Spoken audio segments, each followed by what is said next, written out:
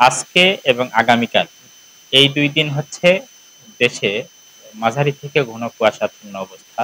আজকে যেরকম আ শেষ রাত থেকেই এখন পর্যন্ত কুয়াশাচ্ছন্ন অবস্থা আছে এবং এটা অনেকটা কাটতে শুরু করেছে। তবে আজকে আবার রাতের বেলা থেকে বিশেষ করে মাঝরাত থেকে সকাল পর্যন্ত আবারও মাঝারি থেকে ঘন কুয়াশা থাকতে পারে। তবে সেটা আগামীকালকে সকাল ১০টা বা ১১টা এরপর থেকেই এই কুয়াশাটা কাটতে শুরু করবে। পরবর্তী দিন ২৫ তারিখে এরকম আ ঘন কুয়াশা থাকবে না। সেক্ষেত্রে রাতের তাপমাত্রা আ কিছুটা কমে যেতে পারে এবং সেই সাথে দেশের উত্তর এবং উত্তর-পশ্চিমাঞ্চলের ২-১ টি জায়গায় বিক্ষিপ্তভাবে মৃদু শৈত্যপ্রবাহ থাকতে পারে। এই মুহূর্তে আমরা বৃষ্টির সম্ভাবনা দেখছি না।